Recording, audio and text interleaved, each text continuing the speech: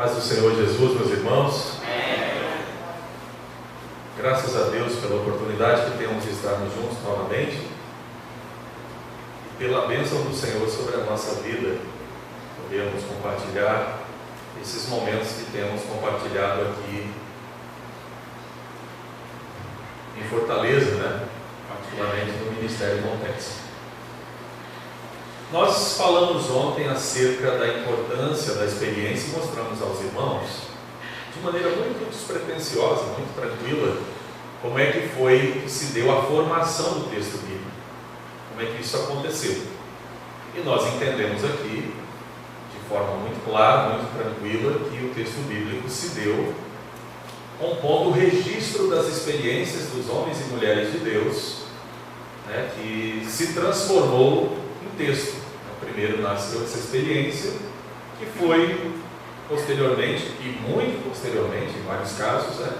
Imagine só, se a gente considerar só o Pentateuco, quantos anos de acontecimentos até se transformar em texto, desde a criação, né, até o chamado de Moisés aos 80 anos, considerando, né, como a tradição geralmente entende, Moisés como o escritor do Pentateuco.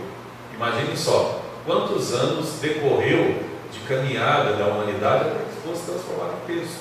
Tudo aquilo foi experienciado, transmitido via oralidade, até se tornar texto. E quando nós temos um texto, nós precisamos proceder com uma etapa posterior, que é a interpretação do texto, a leitura desse texto. E aí, qual é a melhor interpretação? Não existe só uma metodologia. Como se os irmãos hoje forem procurar, né, para a produção teológica, nós temos, por exemplo, os métodos histórico-crítico, que é o método utilizado pela teologia conhecida tradicionalmente como teologia liberal. Nós temos o método histórico-gramatical, a gramática histórica, como os reformados gostam de chamar. Nós temos outros tipos de métodos, né, que também são utilizados, e eu me lembro da expressão do Justo Gonzalez no livro Pequeno Dicionário de Definições de Termos Teológicos dele, onde ele diz que, quando ele vai falar do fundamentalismo, ele diz que a interpretação do texto bíblico pelo movimento fundamentalista é uma interpretação literal. Aí ele diz o seguinte: o pentecostal não pode ser considerado fundamentalista, porque o pentecostal ele não sabe o que é fundamentalismo, ele não conhece o movimento fundamentalista. Ele falando assim, no verbete. Os irmãos terem uma ideia do quanto o pentecostalismo é visto com preconceito. E aí ele disse assim: o pentecostal tem uma leitura ligeira e superficial da Bíblia. Ou seja, ele não é nem fundamentalista, mas nem literalista. Essa é a visão que se tem. Então aí fica uma pergunta, né? Porque essa pergunta é muito importante. Qual que é o melhor método de interpretação da Bíblia? E por que eu digo isso? Por que eu digo isso? Pode ser que os irmãos digam assim: mas o que isso tem a ver com o tema? O tema é a identidade do pentecostalismo. Ou seja, o que presume que o pentecostalista é uma identidade, cuja identidade precisa ser conhecida e precisa ser preservada. E a identidade do pentecostalismo, segundo se depreende da temática geral, é a ênfase na pneumatologia da experiência da segunda bênção, né? Ou seja, a forma como se entende o nosso relacionamento com o Espírito Santo de Deus, ou com a doutrina do Espírito Santo de Deus, no que diz respeito ao que nós convencionamos chamar de batismo do Espírito Santo. Então, essa questão aqui, ela é definida sob dois aspectos: sobre o aspecto prático e sobre o aspecto teórico. No aspecto prático, é vivenciado por milhões e milhões de pessoas que experimentam um fenômeno, cujo fenômeno consiste em vocalizar, em verbalizar línguas, em sua maioria desconhecidas da pessoa que fala e desconhecidas das que ouvem, porque não se trata de idiomas estrangeiros, conhecidos porventura por quem conheça uma língua estrangeira ou um nativo daquela região. O que também acontece, né, com um fenômeno específico, mas o mais usual é o fenômeno glossolare, onde não há, na verdade, um idioma definido. E isso recebe hoje por parte, novamente, de um grande número de pensadores e teólogos, críticas duras são emitidas via principalmente rede social, YouTube e muitos outros canais, que criticam esse tipo de fenômeno, dizendo que ele não é apenas antibíblico, ou seja, não tem um respaldo na Bíblia, como é contrário ao que a Bíblia ensina, né? Porque quando se diz que alguma coisa é antibíblica, se quer dizer justamente isso, né? Que alguma coisa pode ser extra-bíblica e não ser necessariamente antibíblica, mas quando é antibíblica é realmente contra a Bíblia. Mas será que é mesmo? E quando você escuta as pessoas dizendo, elas têm argumentos muito fortes para justificar o seu pensamento, né? Porque que defendem o que defendem. O fato é que argumentos nós temos para defender todo tipo de postura. Todo tipo de postura. Se você, por exemplo, for conversar com alguém que participou do período das duas guerras mundiais, cujo epicentro foi a Alemanha, se você vai conversar com pessoas que participavam da filosofia nazista, elas vão ter justificativas para defender porque que elas são nazistas. E vão ter argumentos muito lógicos, fortes, embasados para poder defender. Se engana quem pensa que não há argumento. Então, a questão do argumento é uma questão que, de início, a gente precisa dizer o seguinte: todos nós, a priori, temos compromisso com determinadas ideias, cujas inclinações às vezes nos escapam porque nós somos inclinados a elas. Isso é uma coisa muito intrínseca de cada um de nós. Ou seja, resumindo bem, sendo bastante claro com os irmãos, praticamente a gente acredita no que a gente quer acreditar e duvida do que a gente quer duvidar. É meio que assim mesmo. Aí alguém vai dizer, não, mas tem a verdade. Sim, tem a verdade. Ela é propriedade de quem, a verdade? Quem é detentor da verdade? Tem algum grupo aí detentor de verdade? Ele tem uma caixinha, ele tira lá de dentro e usa quando ele quer, ou não? Então, alguém diz assim, mas a verdade está do meu lado. Não, eu discordo. A verdade não tem lado. A verdade não tem lado nenhum. Eu tenho que saber se eu estou do lado dela. Ela está parada num canto só. Agora eu é que estou para lá ou para cá. Entendeu? Então a verdade não tem lado. Nem A nem B, nem direita nem esquerda. Entendeu? A verdade ela está fixa. Aí eu é que tenho que saber se eu tenho, né, uma proximidade da verdade. Agora, o que é verdade? Qual é o ponto para se discutir essa verdade? Por que eu tenho que começar falando dessa forma com os irmãos? Porque nós estamos aqui falando do pentecostalismo e dessa questão do batismo do Espírito Santo, particularmente do ponto de vista teórico. Do ponto de vista prático, eu, pessoalmente, não tenho nenhuma dúvida quanto a isso, até porque a minha experiência com o batismo do Espírito Santo é uma experiência muito peculiar. Eu até vou contar rapidamente para os irmãos, para que os irmãos entendam. Eu até digo no meu livro aqui que eu não sou pentecostal doutrinariamente falando apenas, eu sou pentecostal ontologicamente falando. Eu nem sabia o que era pentecostalismo e aí eu fui tomado pelo poder do Espírito Santo de Deus e experimentei a experiência pentecostal. Então, para mim pessoalmente, é uma coisa que não se discute do ponto de vista teórico, sob pena de empobrecer o fenômeno que é tão rico. Eu estou aqui, vim para uma discussão teórica, né, na verdade, para uma proposição teórica, porque estou numa igreja pentecostal, estamos entre irmãos e vamos falar de um assunto que nós aqui, se não na totalidade, mas praticamente aí a maioria concorda e entende. Se fosse um debate, seria uma outra situação. Muito embora a gente entende que o fato desse assunto vir para que nós o discutamos de maneira teórica significa que existem alguns gargalos, né, alguns pontos em que as pessoas têm dúvidas e têm problemas com essa questão.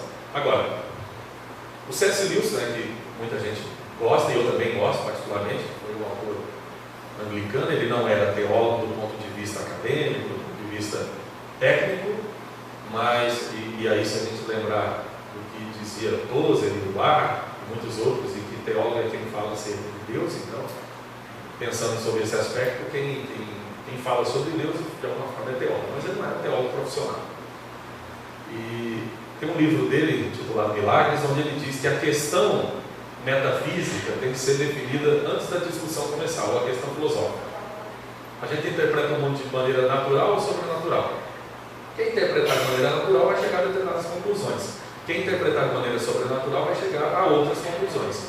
Então, essa discussão do batismo do Espírito Santo não é uma discussão meramente, como alguém pode pensar, vamos ler o texto bíblico, o que o texto bíblico diz, porque quem vai ler o texto bíblico não lê de forma neutra.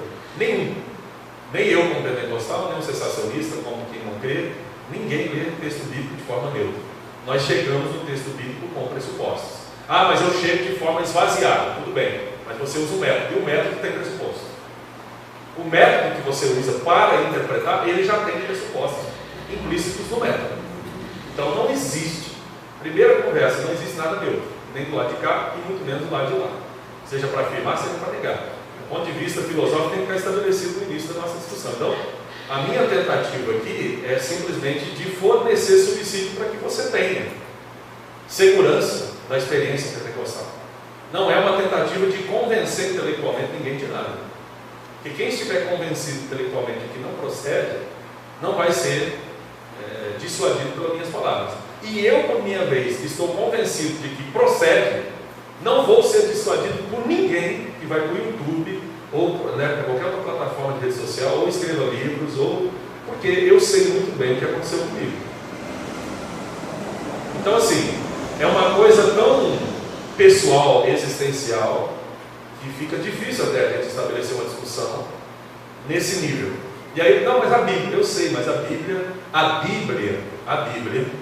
não tem uma possibilidade apenas de leitura. Ah, mas o autor só tinha um sentido que ele queria dar. Sim, mas qual é o sentido? É na sua interpretação ou na minha?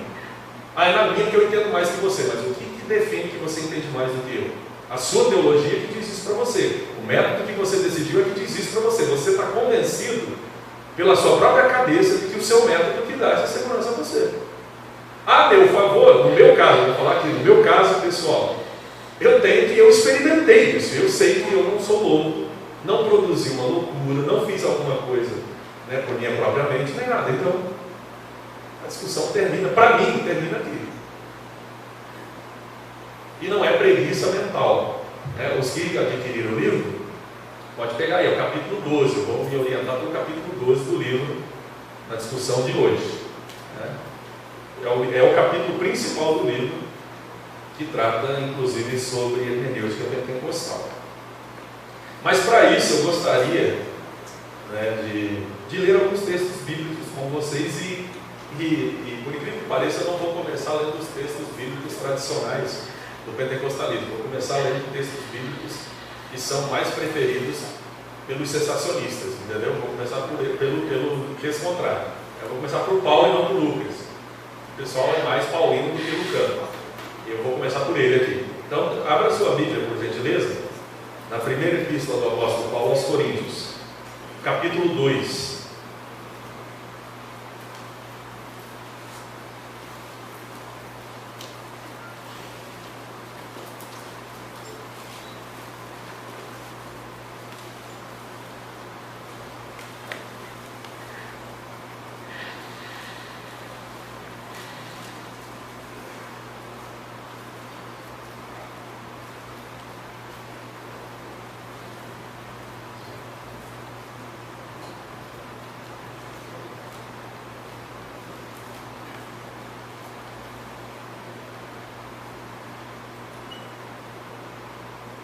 Vamos ler alguns versículos, pelo menos até o versículo 5, capítulo 2, versículo 1 ao 5, da primeira epístola de Paulo aos Coríntios.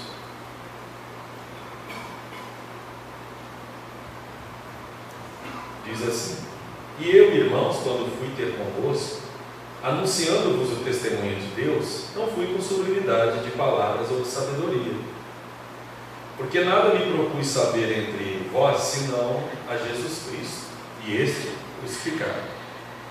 E eu estive convosco em fraqueza, e em temor, e em grande tremor. A minha palavra e a minha pregação não consistiram em palavras persuasivas de sabedoria humana, mas em demonstração do Espírito e de poder, para que a vossa fé não se apoiasse em sabedoria dos homens, mas no poder de Deus. Eu escolhi esse texto aqui para nós iniciarmos, justamente para justificar o fato de conversar com os irmãos hoje de manhã sobre esse assunto. Então, parece-me que Paulo está dizendo justamente isso no contexto grego, onde a questão da sabedoria, do conhecimento, da filosofia, da discussão é extremamente importante e tinha um caráter muito decisivo, porque eles iam para as praças, né, chamadas de ágora, e começavam a travar os embates filosóficos, as discussões, os discursos, e vencia quem tinha uma melhor retórica, um poder de persuasão maior. Então, só que o que acontece? Quando alguém vence outra pessoa por questões teóricas, por argumentação teórica, essa mesma pessoa que foi convencida, ela precisa estar honestamente aberta para ser convencida de um argumento melhor de outra pessoa sobre ela, de forma que ela pode mudar, né, diversas vezes durante a sua existência, ao longo da vida, cada vez que ela entender também isso, que alguém teve uma capacidade maior de argumentação de convencê-la de alguma coisa contrária do que ela acreditou anteriormente, né? Seria o que a gente conhece até como dialética, justamente a questão da tese que é apresentada, né? A contratese que vem justamente para se opor a essa tese inicial que foi colocada como certa, e do embate das duas nasce uma síntese, e essa síntese, por sua vez, se transforma de novo em uma tese que depois vai ser contestada e assim por diante. A questão no nível teórico funciona dessa forma, para sermos honestos, funciona dessa maneira. Então, Paulo conhece isso. Paulo é um homem muito instruído, muito conhecedor, e ele sabe disso, sabe que a discussão ela caminha nesse sentido. Só que ele se nega a fazer esse papel. Ele vai dizer exatamente isso para os crentes de Corinto. Quando eu estive com vocês, eu não fui com sublimidade de palavras para que a fé de vocês não se apoiasse em argumentos. Porque se ela se apoia em argumentos, a possibilidade desses argumentos serem desconstruídos. Então eu estive entre vocês e me propus a fazer uma outra coisa, apresentar Jesus, e apresentar Jesus ainda na sua forma crucificada, ou seja, na sua forma mais decadente e menos possível de ser desejado por um ser humano. Porque quando se apresenta Jesus já todo glorificado, todo, né, à direita do Pai, etc., é mais fácil aceitar. Então, não, eu apresentei Jesus para vocês de uma forma bem humanizada, Jesus bem arrebentado, mesmo que é para ver se vocês queriam. Entendeu? Então, assim, para que a fé de vocês não se apoiasse em palavras, não se apoiasse em argumentos, mas se apoiasse. Bem, pode ser que alguém tenha uma leitura diferente do texto aqui, mas parece que na minha leitura ligeira e superficial, né, como o Justo Gonzalo diz, parece que é essa a interpretação do texto. Pelo menos assim, parece que caminha mais ou menos nesse sentido. Parece que é isso que ele está dizendo, ou ele não está dizendo isso. Tipo, os irmãos, será que ele está dizendo outra coisa? Me ajuda aí, os exegetas mais profissionais aí do que eu, me ajudem aí. De repente ele está dizendo uma outra coisa que eu não entendi aqui, mas parece que ele está dizendo que realmente está escrito aqui, né? Que às vezes tem uma outra coisa por trás do que está escrito e eu não sei, não tem como descobrir isso para entrar na mente dele. Mas pelo que está escrito aqui, parece que é isso que ele disse, né? Que ele não queria que a fé dos coríntios se apoiasse em sabedoria humana, né? Mas em Jesus Cristo. E Paulo até coloca algumas coisas aqui: eu estive entre vocês em temor e grande fraqueza, em tremor, tudo coisa que os gregos abominavam, né? E o grego gostava justamente da força, da demonstração de capacidade, né? de poder, assim. Então essa coisa de fraqueza aí não é coisa que hoje também está muito na moda, mas naquele momento onde ele estava, ele falou: eu fiz questão de ir dessa forma mesmo, para vocês entenderem que o Evangelho é isso. O Evangelho é abertura para você ir para a vida e saber que você não está blindado. Você vai ser atingido por qualquer coisa, você vai sofrer e etc. Aí ele diz, né? Em demonstração do Espírito e de poder. Obrigado.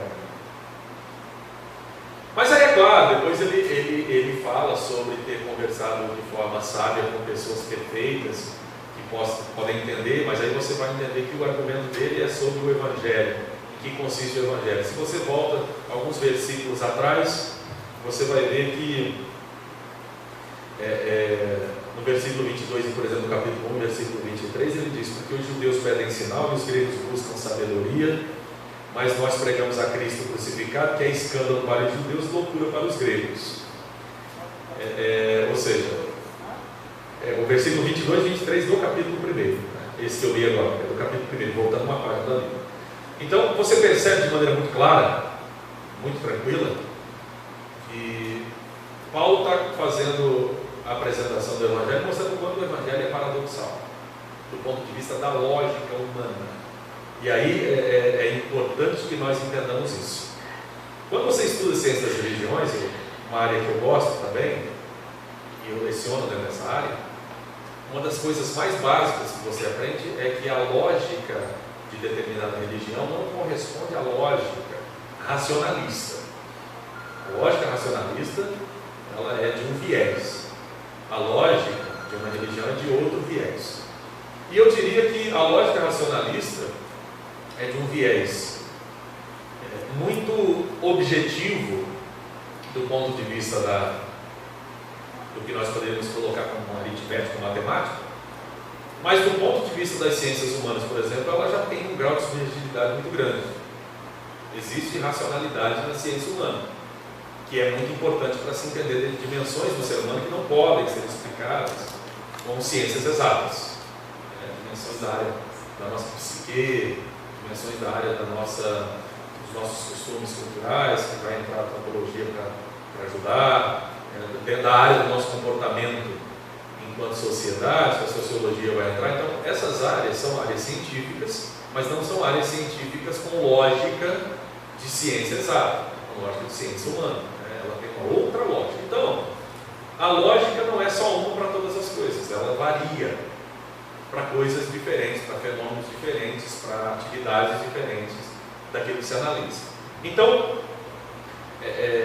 para Paulo, a lógica do Evangelho contraria completamente a lógica humana. E aí ele vai dizer que o Evangelho, o Cristo crucificado, é escândalo para os judeus. Por que é escândalo para os judeus? Está claro por que é escândalo para os judeus. Jesus é apresentado como o Cristo, o ungido, Messias, aquele que veio não apenas redimir Israel, mas o mundo inteiro.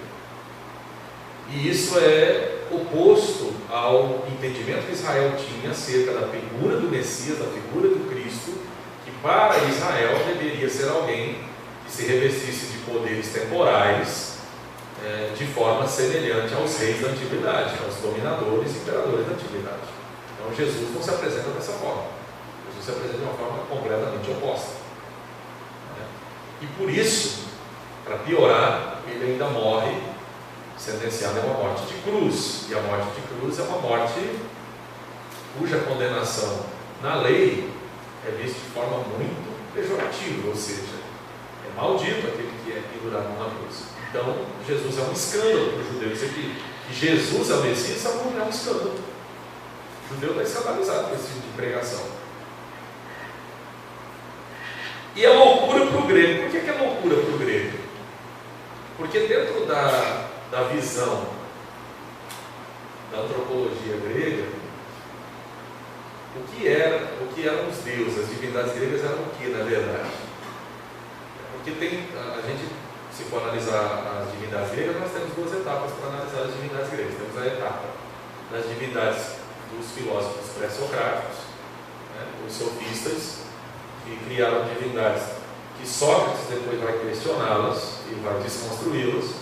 E nós temos as divindades a partir, então, dos discípulos, no caso de Platão, discípulos de Sócrates, no caso de Aristóteles e de Platão. Então, nós temos duas fases de divindade, pensar. E é justamente nesse contexto que nasce a ideia de teologia. A teologia é, primeiramente, um discurso sobre divindades que se pretende ser um discurso mais depurado do que a ideia apresentada mitológica pelos sofistas. Então, dentro dessa realidade, os deuses gregos, eles eram, de alguma forma, por algumas outras escolas, tinham um entendimento de como sendo pessoas que atingiram um nível tão grande de superioridade em relação aos outros, se tornaram semideus. Então elas iam habitar no topo do Olimpo e ali se cria, né? Obviamente que esses pensadores não acreditavam de fato que isso era verdade, mas o povo precisa de crenças, né? E aí se trabalhava para tentar explicar determinados fenômenos e colocava na conta dessas divindades. E o semideus é o ser humano que se tornou aperfeiçoado e ascendeu a uma categoria superior de divindade. Só que por que Jesus Cristo é uma loucura nessa mentalidade? Porque Jesus Cristo está na condição de divindade e ele sai da condição de divindade, de mortalidade, para a condição de humanidade e de mortalidade. Ou seja, ele faz o caminho inverso do que se dizia na filosofia grega, que era ascender aquele nível. Ele sai daquele nível para isso. Quer dizer, é uma loucura isso. Então, para o grego também, o evangelho a priori é loucura. Então, o que Paulo, né, eu tomo esses dois exemplos muito simples para mostrar que quando não se acredita teoricamente em alguma coisa, aquilo sempre é loucura. Já para começo de conversa, começa assim: aquilo é loucura, aquilo não tem procedência lógica, não tem procedência divina, não tem procedência real, aquilo é mentira. É tudo aquilo que foge ao entendimento convencional e ao entendimento do que alguém foi criado para ver, para verificar como sendo lógico ou racional. Então, em primeiro lugar, é importante estabelecer essas diferenças na hora de se ler o texto bíblico. Essas diferenças precisam ser bem estabelecidas. O que acontece? O que acontece em Atos dos Apóstolos, capítulo 2, que é o texto tradicionalmente utilizado pelo pentecostalismo para fundamentar a nossa crença acerca do fenômeno principal do movimento pentecostal. É utilizado no capítulo 2 de Atos, os 13 versículos que relatam o que aconteceu no cenáculo com os quase 120 que ali estavam. Agora, eu acho que a grande questão não é ler o texto que os irmãos já conhecem, mas discutir o texto que já conhecem também.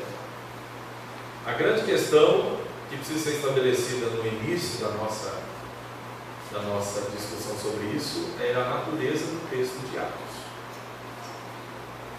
Tradicionalmente, existe uma classificação para os livros da Bíblia.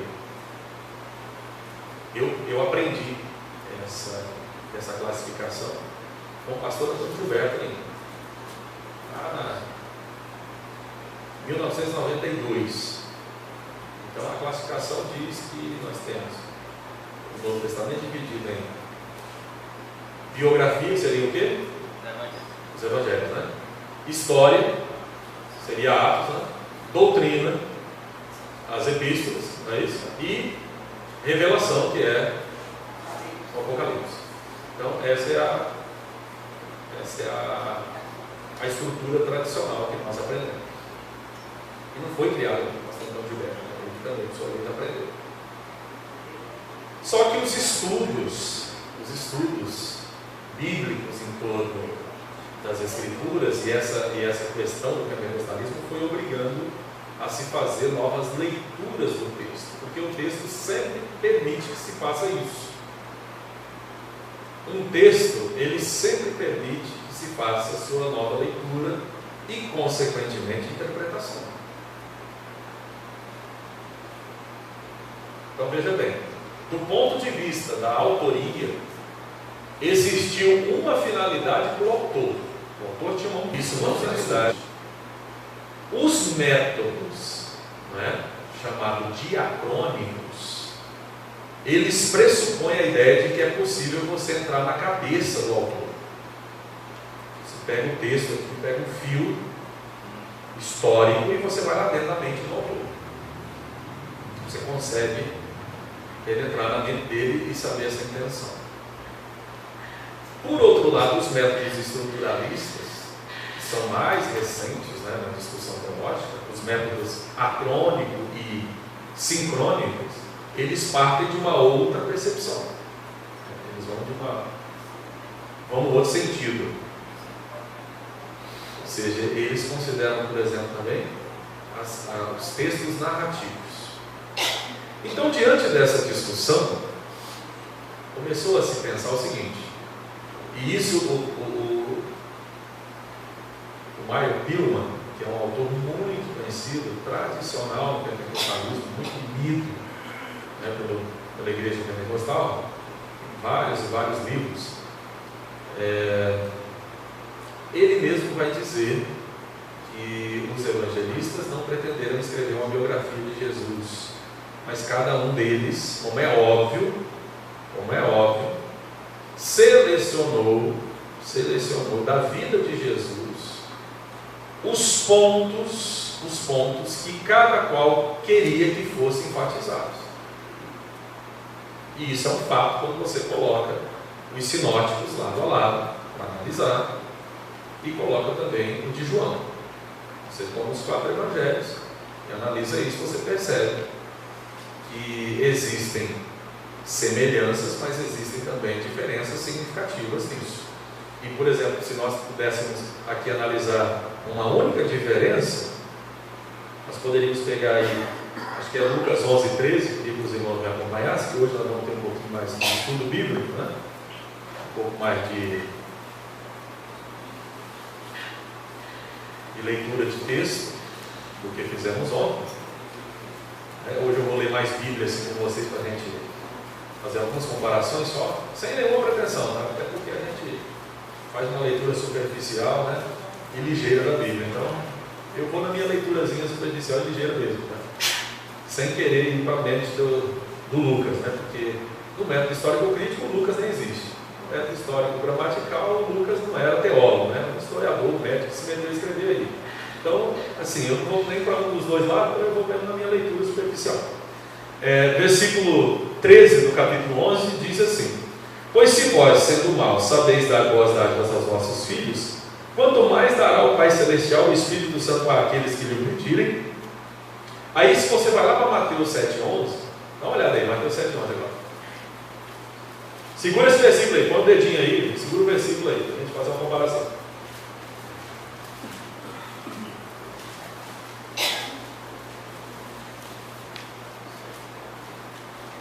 Vamos ver o Mateus 7. Segurou o versículo Lucas, né? Deixou o dedo lá, né? Se vós, pois, sendo maus, sabeis dar boas coisas aos vossos filhos, quanto mais vosso Pai Celestial que está nos céus dará bens aos que lhe pedirem. Quem é que está mais certo? Será que é Mateus ou é Lucas? Eles estão dizendo a mesma coisa, só que um diz de bens, né? O pessoal da teologia da prosperidade adora isso aqui. E o pentecostal gosta do outro, que fala sobre conceder o Espírito Santo àqueles que pedem. Mas aí quem é que está certo? É Lucas ou é Mateus? Né? O que Jesus disse afinal? Jesus disse aquilo que ele disse lá em Mateus 7:11, ou disse o que ele disse aqui em Lucas 11:13. Então você imagina se a gente for por esse caminho, né? Isso é só para mostrar para os senhores e senhoras nessa manhã que o texto bíblico não teve psicografia divina, né? Eles não tiveram um passe assim e começaram, né, botaram a mãozinha na testa e começaram a escrever, não. Realmente tem uma ênfase, e eu não diria que nenhum deles inventou o que Jesus disse, mas eu diria que eles anotaram, ou escreveram, ou pregaram, porque é lógico que os evangelhos, como todos sabem, primeiro eles são pregações que acontecem nas igrejas ou nas comunidades, e no caso de Lucas é dirigido a uma pessoa física, pelo que a gente vê na nossa leitura ligeira e superficial. É um tal de Teófilo, que provavelmente é um aristocrata, alguém importante da sociedade, cuja pessoa Lucas dirige os seus 2 textos, né? O Evangelho que leva o seu nome e o livro de Atos. E Mateus, como tradicionalmente tem sido entendido, ele escreve para judeus.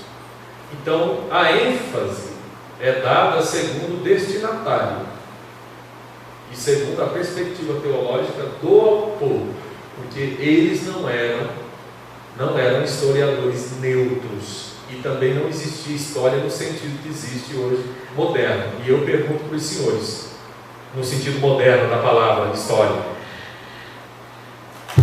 os irmãos acreditam na história do Brasil desde que ela é contada? Principalmente pelos europeus?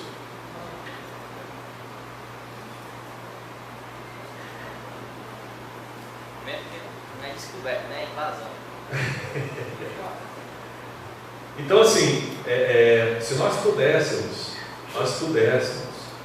fazer uma viagem no tempo, né, voltar aí pelo menos uns 400 anos, né? Depois de 100 anos que os portugueses chegaram aqui, os europeus chegaram aqui, nós pudéssemos voltar aí 400 anos, né? Um século depois que eles chegaram, e encontrássemos um nativo brasileiro verdadeiro e perguntasse para ele: o que você achou? Ele contar a história para nós, assim. O que seu avô contou para você? A gente ia ter uma outra perspectiva, né? A perspectiva seria diferente, porque seria pela lente de uma outra pessoa. O que eu disse ontem, eu repito hoje: os fatos, eles aconteceram, a interpretação dos fatos é completamente diferente. Mas aí nós temos, do nosso lado, para ter uma segurança de crer na Bíblia, uma coisa que teologicamente, que não é bíblico, mas é teológico, definido como inspiração plenária e verbal da Bíblia. Então, essa inspiração plenária e verbal é quem dá segurança para o crente de que o que está escrito na Bíblia não foi inventado, não foi manipulado, não foi produto da mente de alguém, mas expressa fielmente o que aconteceu. Então veja bem, né? A inspiração plenária e verbal tem esse caráter, e diz que não só os pensamentos das pessoas foram, né? A inspiração plenária e verbal isso, não só os pensamentos das pessoas foram inspirados, mas as palavras que elas escolheram também foram inspiradas por Deus. Agora, a gente encontra um vocabulário muito diferenciado para cada texto, porque foram produzidos o instrumento que produziu era diferente, não é? Ou seja, Mateus é diferente de Lucas, Marcos é diferente dos 2, João é diferente dos 3, e assim, cada um deles. O próprio apóstolo Paulo, né, não é hoje a teologia aqui não é paulina, é lucana, mas se o negócio fosse paulino, a gente ia analisar o pensamento de Paulo modificando ao longo das suas epístolas em determinadas áreas. Veja, por exemplo, né, a questão soteriológica de Paulo em Romanos, veja ela em Efésios, para você ver, é completamente diferente. São distintas. Está falando do mesmo assunto, mas são distintas, né, as suas percepções. E isso sendo até tradicional mesmo, a revelação acontece de forma gradual, do menos para mais, menos claridade para maior claridade, né? Menor clareza para maior clareza. É até um fato que acontece assim. Então, a questão do texto bíblico, ela precisa ser analisada sem essa paixão. Então, hoje já se entende que os evangelhos não são biografia no sentido moderno da palavra, e Atos muito menos é história no sentido moderno da palavra. Quando você pega um conceito atual e aplica ao passado, a isso se dá o nome de anacronismo. É um exercício de anacronismo. Então, dizer que os evangelhos são biografia é anacronismo. Dizer que Atos é história é anacronismo, porque não tem a designação, não tem os instrumentos que se tem hoje. A questão é completamente distinta. Então, tomando por base tudo isso, a gente percebe que Lucas e Mateus estão falando do mesmo Jesus, mas há ênfases diferentes para os seus textos, que eram inicialmente, como eu disse, pregações, né? Eram textos oralizados que caminharam e depois se transformaram em textos. Os irmãos sabem disso, porque os evangelhos, por exemplo, são mais antigos do que a primeira epístola de Paulo aos Tessalonicenses, por exemplo, do ponto de vista textual. Ou seja, Paulo, que se converte muito depois, não conhece Jesus terrenamente, né? Ele tem uma experiência transcendental com Jesus na estrada, cuja experiência, quando é contada por ele, tem um tom, quando é contada por alguém que viu, tem outro tom, né? Isso está bem claro na Bíblia, todo mundo também sabe, porque uma coisa é quem viveu a experiência, outra coisa é quem viu de fora, experimentou de fora, ouviu de fora. Isso é muito, muito simples também de se entender. Então, a grande questão é que esses textos foram oralizados e depois transformados, né? Ou seja, essas histórias, essas pregações aconteceram de forma oral e depois se transformaram em texto. E tem um autor, inclusive que é um autor que tem alguns relacionamentos com o pentecostalismo, e ele às vezes é crítico, às vezes ele é defensor, tem uma relação meio ambígua, que é o James Dunn. O James Dunn vai dizer uma coisa muito importante acerca dessa questão da oralidade. Sabe o que ele vai dizer? Uma coisa que contraria completamente tudo que eu e você talvez aprendemos acerca de oralidade. A gente, na nossa cultura, a gente tem um entendimento de que uma coisa falada, ela pode ser modificada conforme ela passa por 10, 15, 20 pessoas. A história vai tomando novos contornos, vai modificando, né? Até aquela história do telefone sem fio, né? Aquela dinâmica que o pessoal faz e tal, um xixi movido daqui, quando chega lá no final, o papagaio daqui se transformou em dinossauro no final. Então, assim, tem essa modificação.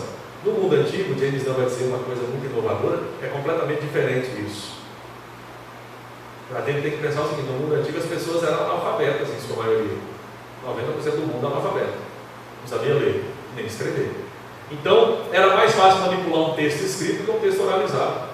Porque o texto escrito não tinha muita gente que conhecia aquela história para poder ver se estava escrita da forma certa. Ao passo que contada, se alguém começasse a modificar, alguém vai dizer: não, isso aí você está falando errado. Não foi assim não. E aí, era mais resguardado o texto oral, ele era mais fiel de confiança do que o texto escrito. Ele mostra, com base em pesquisas, como é que isso se desenvolve. Então, o tempo de oralidade do texto bíblico não comprometeu de forma alguma, pelo contrário, foi uma forma de assegurar a veracidade do que foi acontecido, do que foi dito. Até que ele se transformasse em texto, aquela mensagem se transformasse em texto, aí as pessoas já tivessem conhecimento para ler e poder fazer justamente o exercício de cuidar que o que estivesse escrito correspondesse de fato ao que eles ouviram a vida inteira. Então, partindo desse princípio, os evangelhos não são biografia, os evangelhos são teologia, com aspectos históricos, obviamente, ou seja, e aspectos históricos aqui quer dizer o seguinte: aspectos verídicos, de coisas que aconteceram, mas cuja ênfase obedecia à seleção feita por quem leva o nome daquele respectivo evangelho. Então, Lucas é um teólogo, é um homem que vai contar a perspectiva de Jesus Cristo em relação ao Espírito Santo. É um teólogo do Espírito Santo. Ele tem essa ênfase. A gente vê isso claramente. Nesses dois versículos aqui que a gente leu, só para exemplificar, né? Mateus 7:11 e Lucas 11:13. Eles estão falando a mesma coisa, mas olha o que Lucas coloca. Olha o que ele coloca para Jesus. Ele diz, Jesus fala sobre o Espírito Santo, sobre dar o Espírito Santo.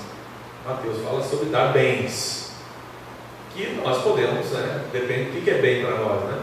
Pode ser bens materiais, pode ser bens espirituais, aí vai depender justamente do leitor para dar essa ênfase. Mas Lucas foi bastante específico, ele vai dar o Espírito Santo àqueles que lhe pedirem, é isso que ele vai dar.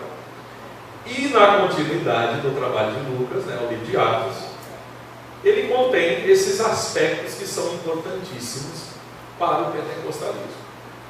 Só que existe um fator muito importante na interpretação da Bíblia,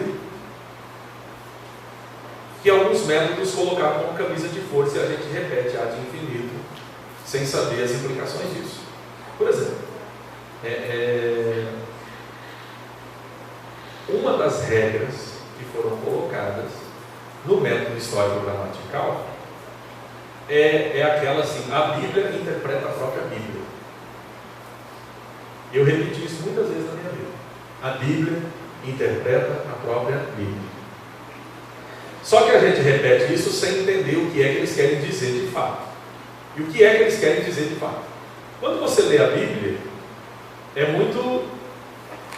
muito claro para nós que, se metemos a estudar, que a Bíblia é um livro difícil de se entender.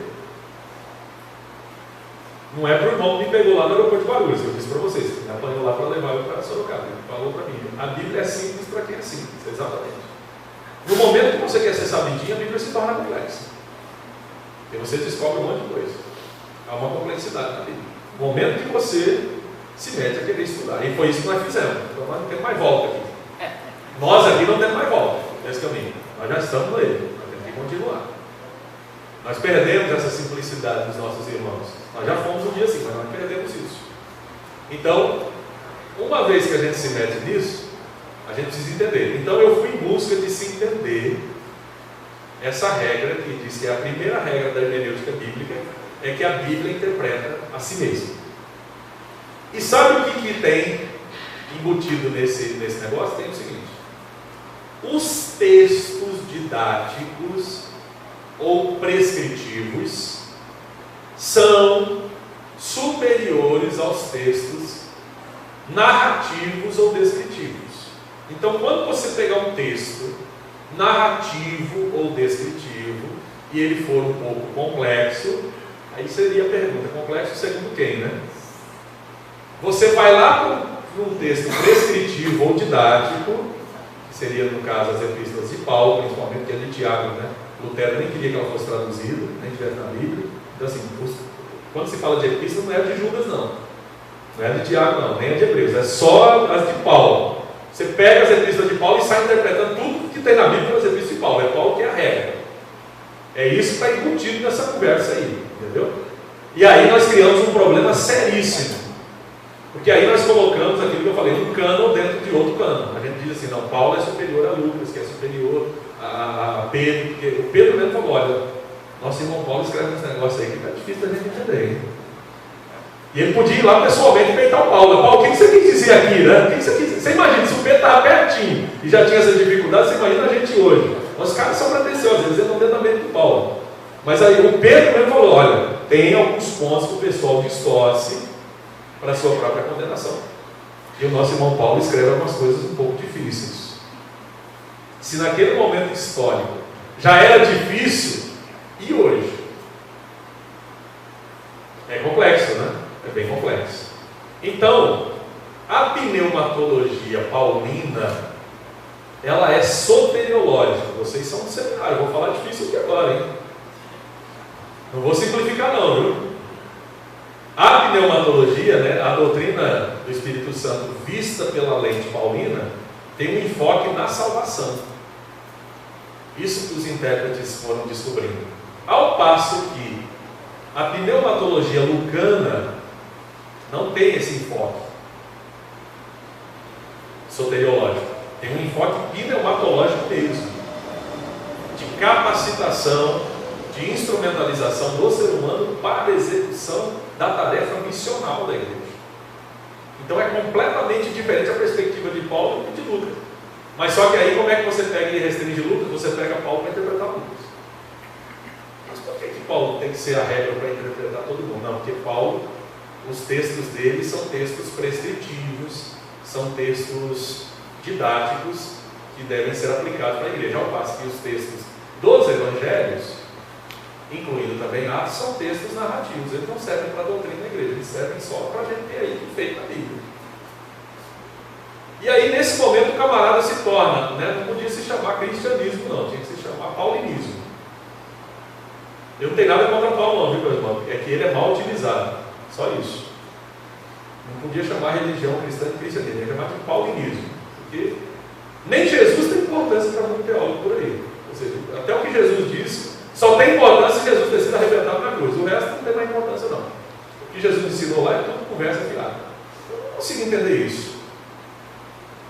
Por exemplo, nós estamos estudando esse trimestre na escola dominical as parábolas de Jesus. Quando uma parábola era proferida por Jesus, ela era proferida para quê? Eu estou sendo bem agora, bem simples com você. Por que ele contava uma parábola? Porque ele queria entreter o auditório? Não, por que Jesus contava uma parábola? Vamos lá, me diz aí. Facilitar o entendimento. Hã? Facilitar o entendimento. Facilitar o entendimento de quê? O que é que ele queria? Hã?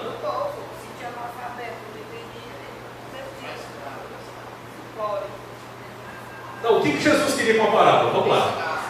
Isso, ele queria ensinar, é isso aí, essa é a resposta. E a parábola era só um método de ensino. Era uma forma de ensinar. Mas ele queria ensinar uma verdade, ou não queria?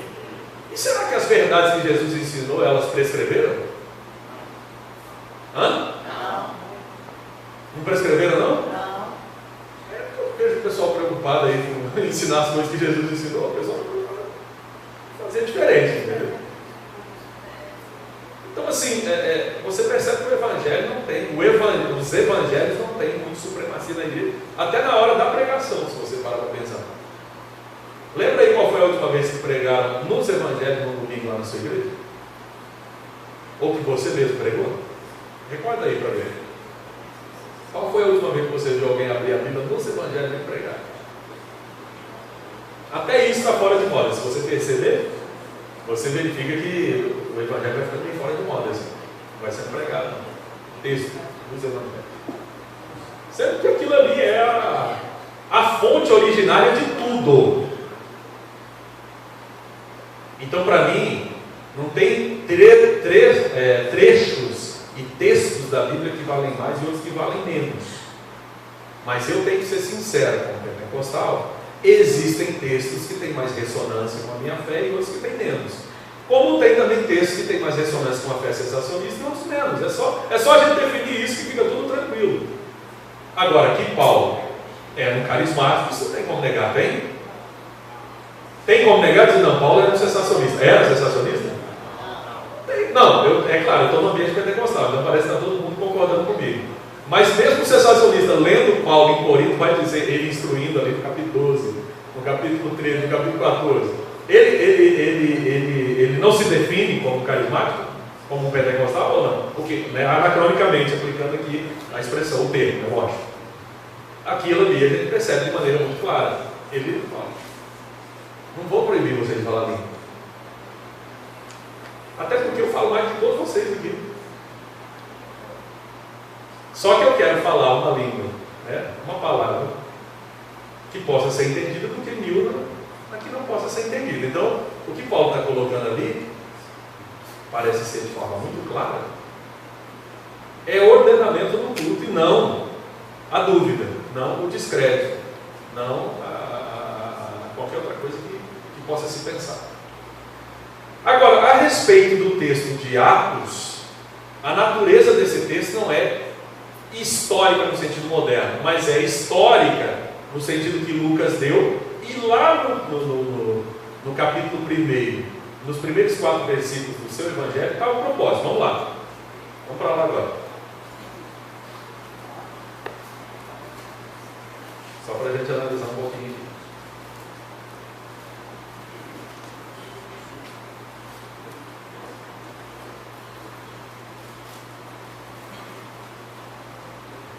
Ele diz: tendo, pois, muitos empreendido por em ordem a narração dos fatos que entre nós cumpriram, segundo nos transmitiram os mesmos que os presenciaram desde o princípio, foram ministros da palavra, ou seja, ele foi a campo, ele pesquisou, ele ouviu, ele coletou informações. Pareceu-me também a mim conveniente descrevê-los a ti, ó excelentíssimo Teófilo, por sua ordem, havendo-me já informado minuciosamente de tudo desde o princípio. Aí versículo 4, para que conheças a certeza das coisas de que já estás informado. Aquilo que você já sabe, eu fui me certificar e escrevi mais uma vez só para que reforce esse ensinamento para você. Você já sabe, só porque você tem depositado uma credibilidade na minha pessoa, então eu fui também fazer Mesmo tipo de pesquisa daquilo que muitos outros já fizeram. E a gente sabe disso, que muitos outros tentaram escrever um evangelho também. Não foram canonizados, mas a gente sabe disso. E aí, eu também estou me informando aquilo que você já sabe. A grande questão é, Teófilo provavelmente parece ser alguém, isso na minha interpretação ligeira e superficial, Teófilo parece ser alguém que muito provavelmente havia aceitado recentemente a fé, e ele queria ter certeza de que ele havia feito uma decisão baseada na realidade, na verdade, e vivenciando o que ele estava vivenciando. Então, o Evangelho de Lucas é escrito para corroborar o que ele já tinha ouvido, o que ele já tinha crido, o que ele tinha aceitado. E Atos, quando você tem aqui, fiz o primeiro tratado, capítulo 1, versículo 1, Teófilo, acerca de tudo que Jesus começou não só a fazer, mas a ensinar, até o dia que foi recebido em cima, depois de ter dado mandamentos pelo Espírito Santo aos apóstolos que escolhidos. Você vê o Espírito Santo toda hora na boca de Lucas. Você percebe, é o teólogo do Espírito Santo, você vê toda hora. Aos quais também, depois de ter padecido, se apresentou vivo com muitas e infalíveis provas, sendo visto por eles por espaço de 40 dias e falando de respeito ao reino de Deus. E estando com eles, determinou-lhes que não se ausentassem de Jerusalém, mas que esperassem a promessa do Pai que, disse ele, de mim ouvistes. Porque na verdade João batizou com água, mas vós sereis batizados com o Espírito Santo não muito depois desses dias. Aqueles, pois, que se haviam reunido, perguntaram-lhe, dizendo, Senhor, restaurarás tu nesse tempo o reino de Israel? E disse-lhe, não vos pertence saber os tempos ou as estações que o Pai estabeleceu pelo seu próprio poder. O Senhor Jesus, ele até veta essa especulação escatológica que o pessoal gosta de fazer. Mas recebereis a virtude do Espírito Santo que há de vir sobre vós e ser-me-eis testemunhas, tanto em Jerusalém como em toda a Judéia e Samaria até os confins da terra. Então, o que o Lucas está mostrando aqui para o Teófilo, agora com Atos?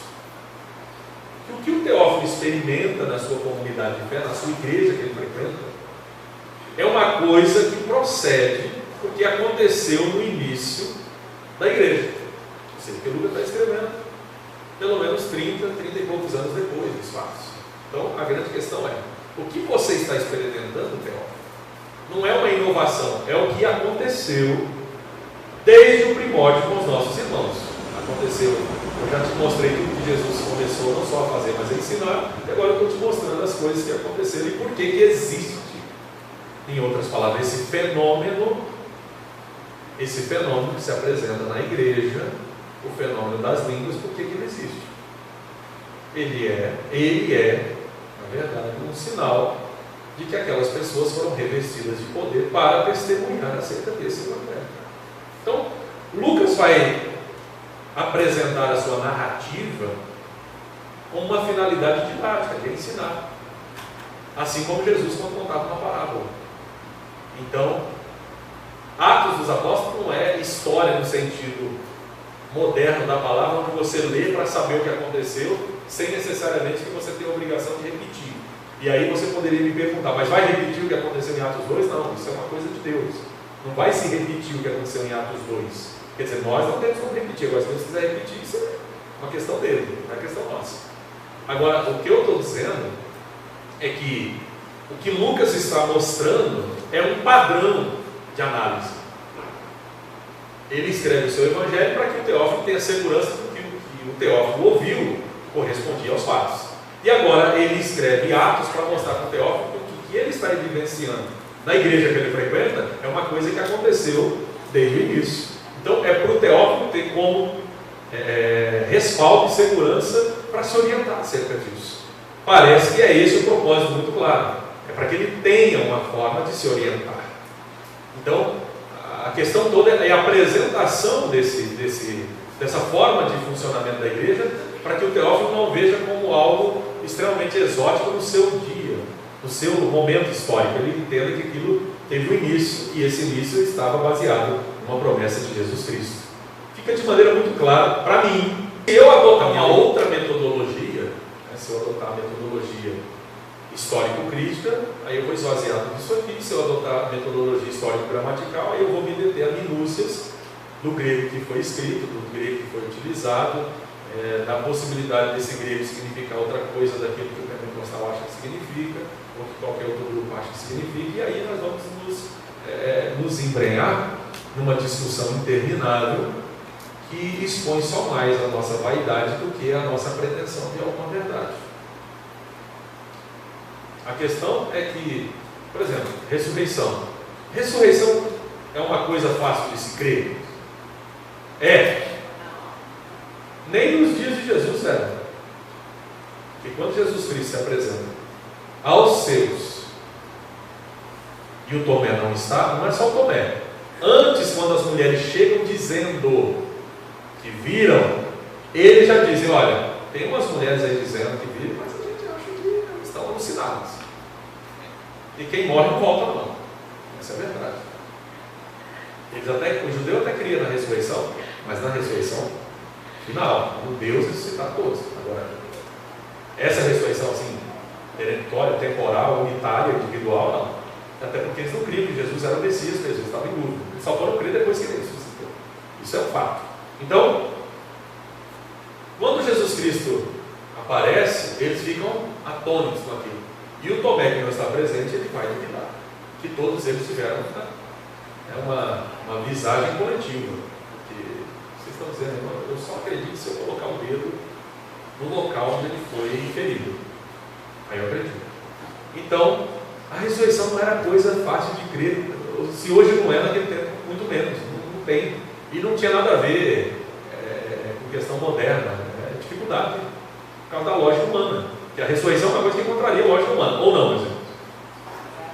Ela contraria a lógica humana. A lógica humana, a pessoa morreu, ela precisa voltar para o corpo. Isso é um processo. Não tem essa coisa de voltar. Isso aí realmente é contrariar a lógica. E o milagre é justamente a contrariação da lógica humana. É por isso que é milagre. E se explica, então deixa de ser. Com a questão das línguas se deu da mesma forma. Olha aí Atos 2 para você ver uma coisa. Naquele momento lá já se deu da mesma forma. Versículo 13 de Atos 2, para você ter uma noção aí. Versículo 13 de Atos 2.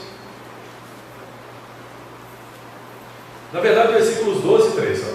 E todos se maravilhavam e estavam suspensos, dizendo uns para os outros: o que quer isso dizer?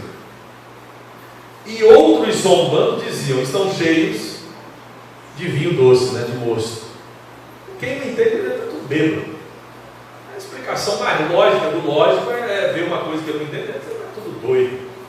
Então, esse negócio aí, esse tipo de acusação contra a manifestação divina era antiga, já teve lá no dia. Então, por que hoje eu vou querer convencer alguém que não acredita de que vai ser diferente?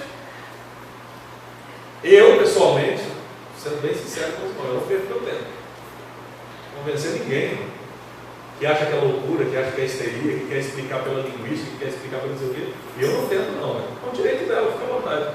Agora, quem passou, quem experimentou, de fato, de verdade, não fabricado, porque hoje, devido à escassez da atividade missional da igreja, hoje a gente percebe que o batismo do Espírito Santo vai cada vez mais se rareando, E aí alguém diz: vou produzir o fenômeno da minha forma. Aí começa a chamar as pessoas aqui, dizer para falar glória, glória, glória, aleluia, aleluia, aleluia, enrolar a língua na marra, e aí ele sai por aí dizendo que batizou. Eu, graças a Deus, com a mentalidade que eu tenho, se eu tivesse passado por isso, eu ia ter um problema sério hoje mesmo para acreditar nisso. Por isso que eu volto para contar o meu testemunho aqui rapidinho para vocês. Eu estava na rua, e por esse aspecto vai ter um monte de gente que vai ficar meio assim, pode isso. Eu estava na rua participando de uma matinê. Era umas 9h30 da noite por aí. De repente dentro de mim uma voz assim, dentro de mim. A voz geralmente a gente não, mas voz você escuta com o ouvido, escuta por fora. Então isso não é uma coisa natural, a sobrenatural é diferente. Foi por dentro. Disse assim: o seu lugar não é mais aqui. fiquei pensativo com aquilo. Mas aquilo tudo parece que o som, as luzes, aquilo tudo foi sumindo, foi se apagando, foi ficando distante. E eu fui me afastando, uns 2 ou 3 colegas chegaram e me perguntaram: o que está acontecendo? Vamos lá e tal. Não, eu vou embora. Vou ficar mais. Rapaz, não terminou ainda não, termina 10 horas, você vai embora agora, dá um trabalho danado para a gente deixar o pai e a mãe da gente sair, agora você deixou você sair, você vai embora, eu vou embora. E eu saí andando, era um frio danado, no estado do Paraná, e eu fui caminhando. Quando eu caminhei uns 2.000 metros mais ou menos, talvez mais um pouquinho, eu fui parar lá na porta da igreja que meus pais frequentavam. E eles estavam lá de fora, assim, já com o pastor, os irmãos já tinham, a maioria já tinha ido embora, tinha um pouco ali ainda, tudo tinha acabado. E eu cheguei e disse para ele, falei: olha, eu a partir de hoje eu quero servir a Deus. Eu ficava um pouco assim assustado, porque geralmente as pessoas optam por isso no culto, né? Tem todo um contexto. No meu caso não tinha esse contexto, né?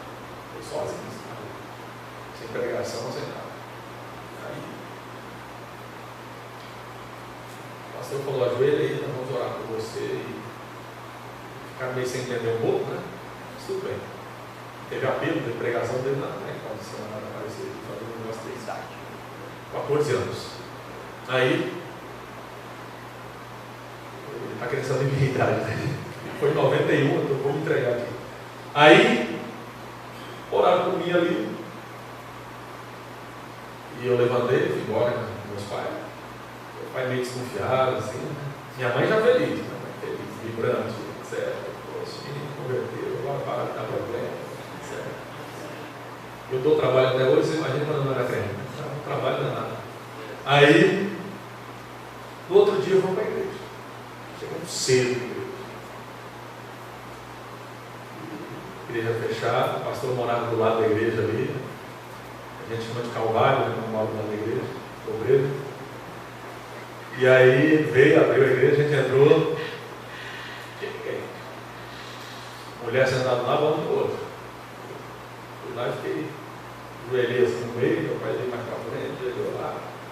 Minhas irmãs foram para lá com a minha mãe, elas eram pequenas. E aí, tem que orar. Mas como é que ora? Eu sabia rezar, né? Eu era católico, coroinha. As rezas são todas decoradas, né? Como é que esse negócio de orar? Como é que é? Você fala aí com Deus.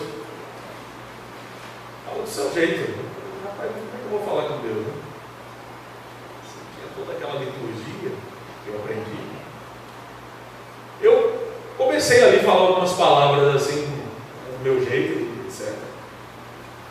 Passou, eu acho que não passou, não chegou 5 minutos. Não deu 5 minutos. Não deu 5 minutos. Eu comecei a falar em línguas.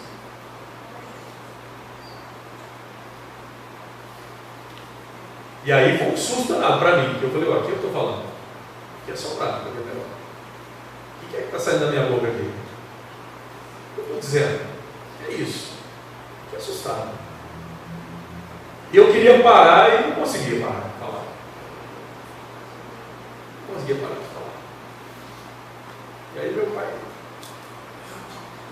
levantou do lado e veio lá. Que negócio é esse? Esse menino aceitou Jesus está falando língua hoje?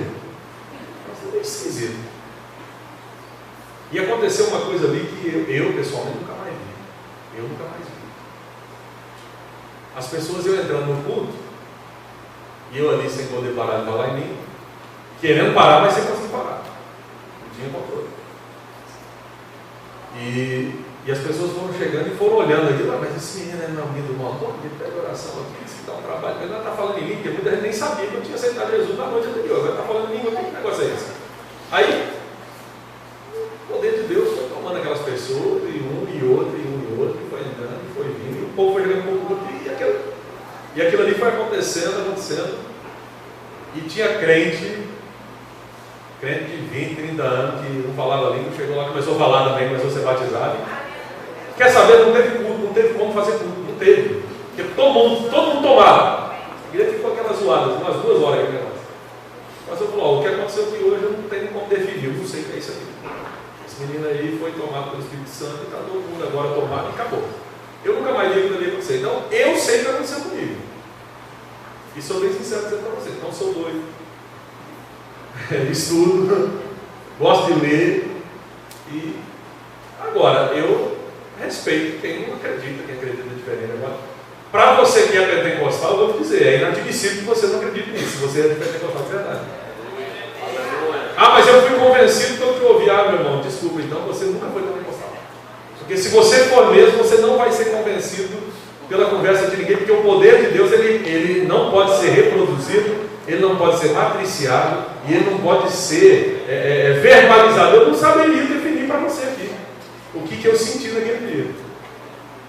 Eu sei que foi uma coisa muito intensa.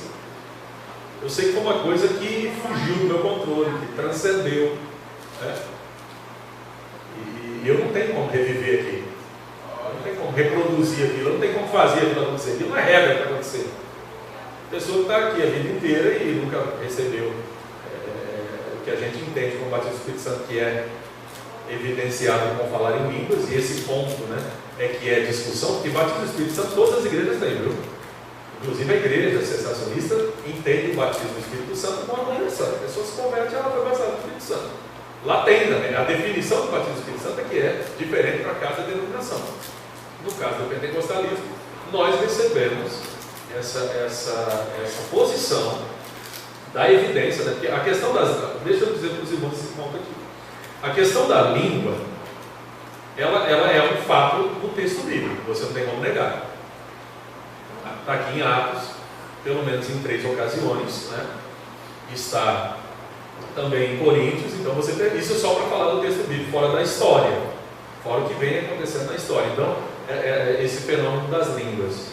E há quem diga até que o fenômeno ele antecede o acontecimento de Atos 2, no próprio texto bíblico, no movimento profético do Antigo Testamento. Por isso até que se defende a ideia de Números 11 e 29. Vamos dar uma olhadinha lá só para vocês vão ver.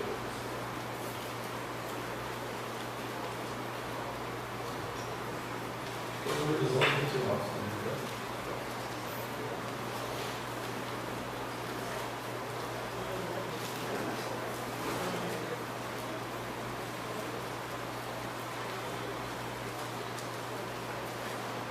Números 11 e 29 diz assim: porém Moisés lhe disse: tens tu ciúmes por mim?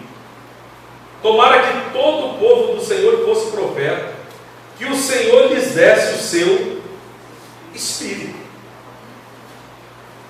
Isso aqui é Moisés dando um puxão de orelha num bajulador lá, que Josué estava querendo bajular ele naquele tempo. Depois ficou o homem de Deus, primeiro ele nasceu bajulador. Aí, olha a coisa que não tem hoje, mas naquele tempo tinha. Aí, ele viu Eldade e Medade, no versículo 26, repousou sobre eles o Espírito, porquanto estavam entre os inscritos, ainda que não saíam a tenda e profetizavam no arraial. Como é que ele sabia que o camarada estava tomado pelo Espírito e profetizava? Que ele não ficava de forma natural, não, ficava? É o êxtase, tinha o êxtase, que não ficava de forma natural. Então ele conheceu.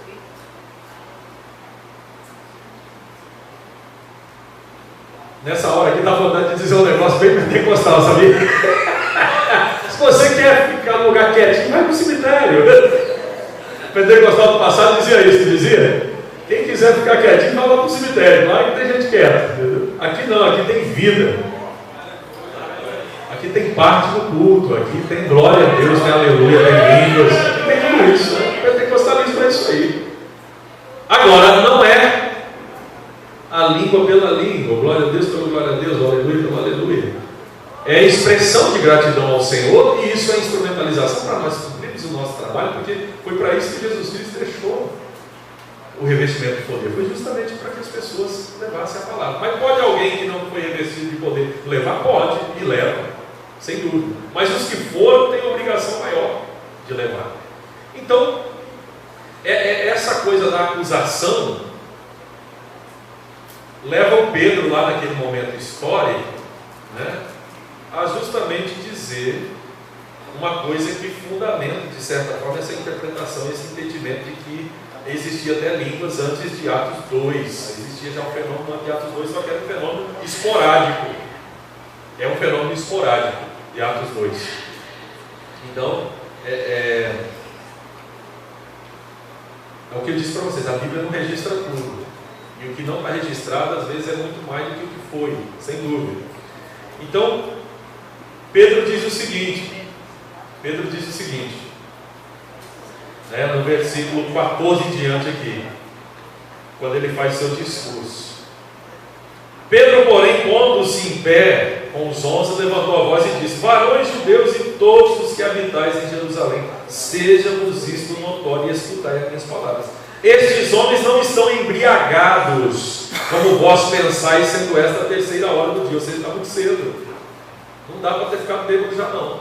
Está muito cedo. E aí ele vai dizer: mas isto é o que foi dito pelo profeta Joel. Então, até hoje se discute também se de fato ali foi o cumprimento do que disse o profeta Joel, ou Pedro que pensou que fosse o início daquele cumprimento. Porque alguns exegetas discutem, obviamente sensacionistas, de que aquilo não estava se cumprindo. Então, a grande questão é: mas onde é que fica a inspiração da Bíblia? Então, Pedro errou, como é que é isso? Geraria essa pergunta. Mas o Pedro vai buscar o respaldo na Bíblia para o fenômeno. O fenômeno já tinha acontecido, aí vai buscar o respaldo na Bíblia. Então, há uma acusação também que o pentecostalismo faz da mesma forma. O pentecostal fica buscando versículo na Bíblia para fundamentar o seu fenômeno. Mas é assim que Pedro fez já desde o início. É porque Pedro era pentecostal, não é? Por isso que ele fez isso. Ele tinha leitura ligeira e superficial. Era o dia do Pentecoste mesmo. Então, por isso que ele fez. Porque o que eu quero colocar para os irmãos de maneira bem clara, meus irmãos? Qualquer pessoa que se propõe a analisar de maneira, usando a lógica científica, ela vai duvidar de uma série de coisas. Inclusive duvidar de como a Bíblia chegou até nós. Vai duvidar de tudo.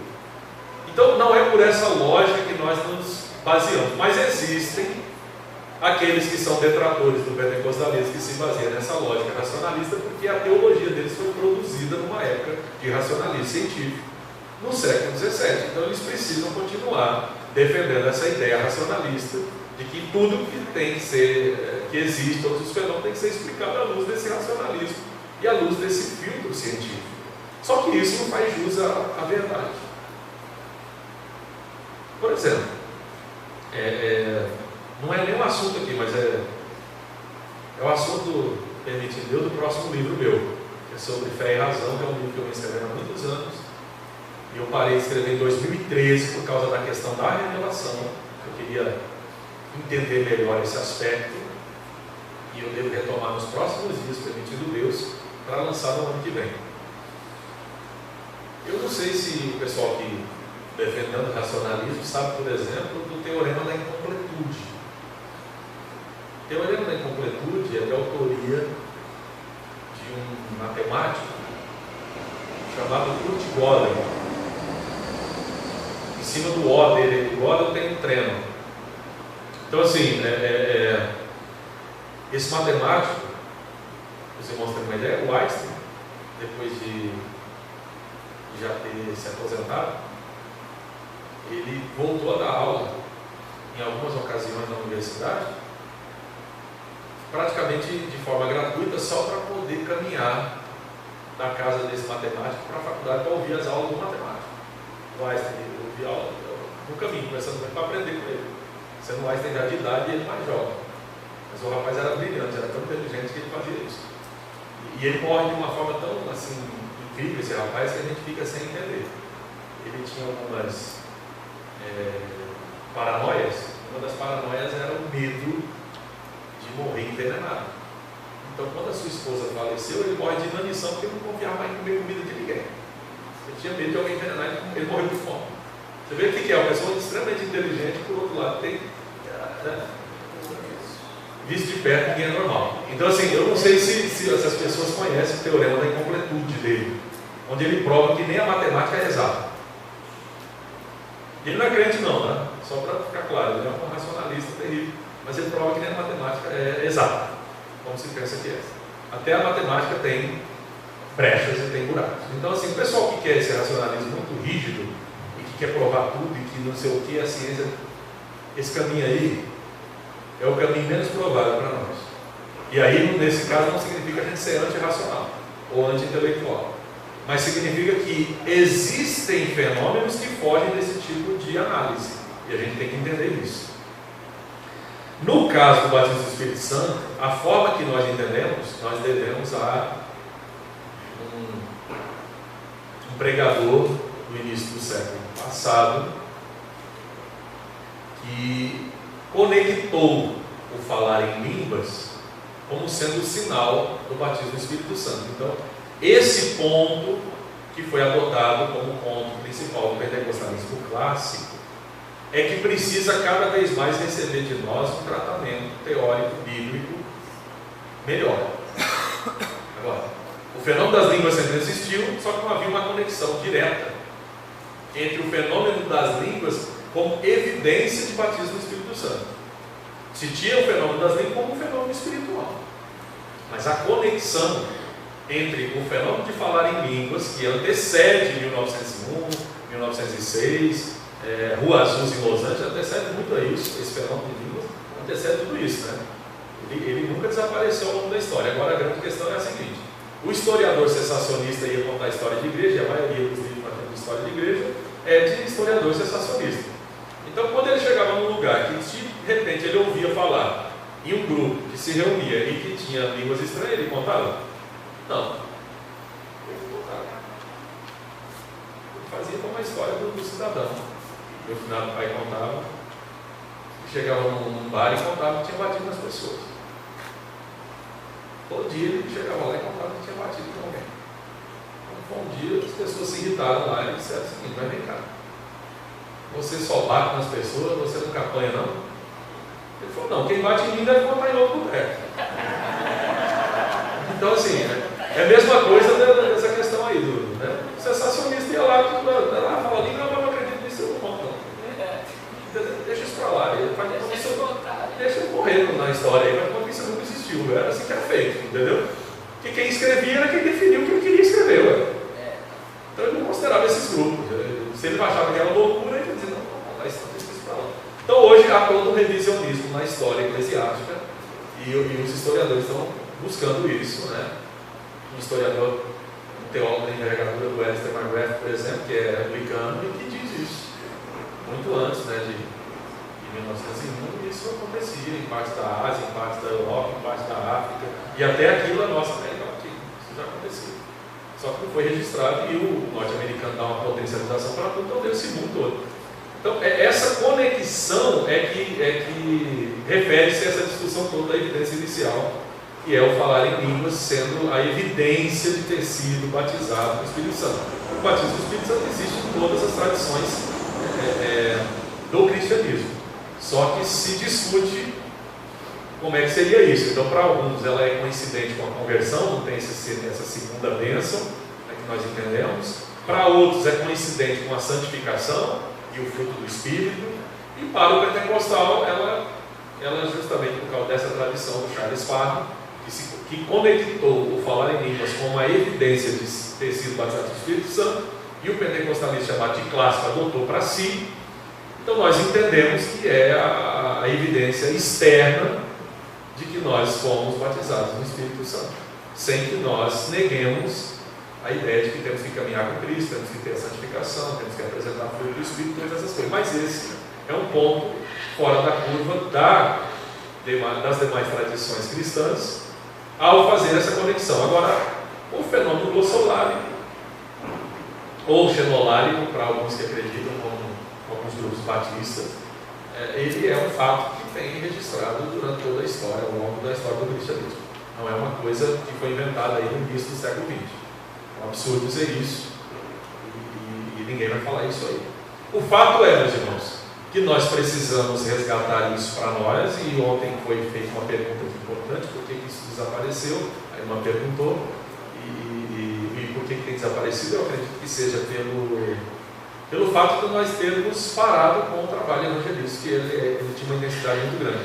E esse trabalho evangelístico era potencializado justamente por isso. A audácia de uma pessoa analfabeta falar de Jesus para um médico, né, da empregada doméstica, falar de Jesus para a sua patroa dentro de casa, vinha justamente desse tipo de potencialização. Aquela empregada doméstica veio na igreja, foi batizada no Espírito Santo, falou em línguas, e ela tinha dentro de si o impulso de dizer: não, eu tenho que falar de Jesus, é minha obrigação falar de Jesus, eu não posso guardar isso para mim. Ela falava. E a patroa às vezes se convertia pelo testemunho de uma empregada, de uma pessoa simples, de uma pessoa com menos posse, né?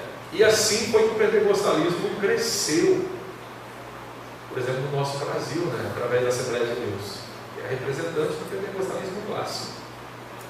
Então, hoje nós estamos mais modernos, mais tradicionais, mais institucionalizados, falamos menos em língua. Quando alguém fala, a gente já olha para trás e está